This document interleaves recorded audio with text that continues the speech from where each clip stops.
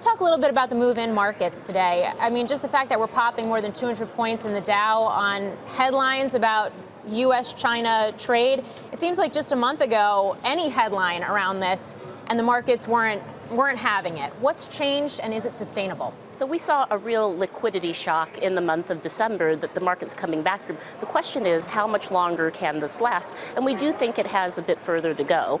We've looked at the past 6 recession cycles, and we still think you could have, some pretty strong single-digit gains from here in U.S. equities going forward. In terms of the government shutdown, the partial government shutdown, we've been in record territory all week. It doesn't seem like there's any signs right now that it's going to abate.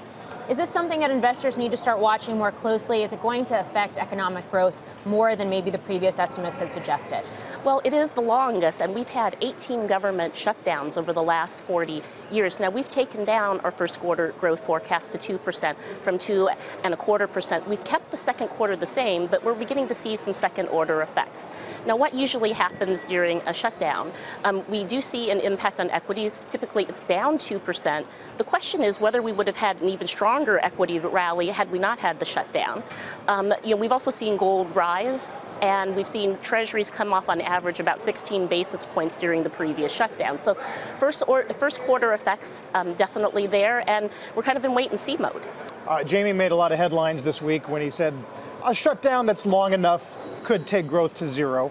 How long does it need to be for that to actually happen? Well, we estimate that every week of the shutdown is 0.12% of GDP.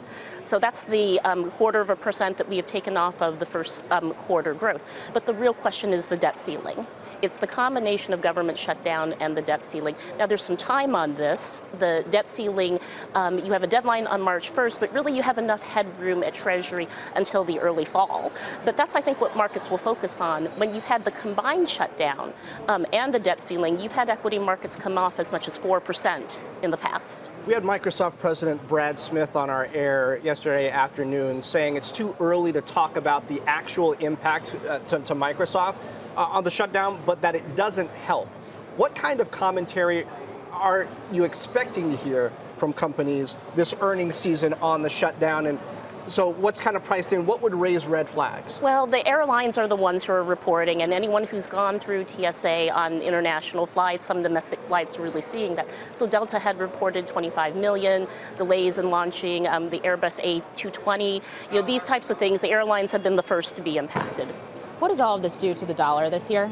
Well, we have still that growth forecasts in the rest of the world have been coming down, particularly in Europe. And so we still have euro dollar at 119 at the end of the year, in part because of the rest of the world has been coming down. But the question is, will we need to revise our second quarter U.S. growth forecast, which is at 2%, if this continues to persist? If the shutdown ends and, I don't know, the Chinese buy some stuff, and you got Philly and industrial production, manufacturing looking okay.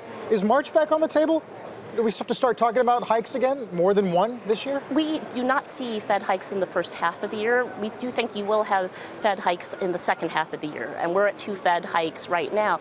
But I think, it may not be so linear in the markets, and so everybody's in a bit wait-and-see mode. There are key events everybody's looking at: U.S.-China, the debt ceiling, European parliamentary elections, Brexit.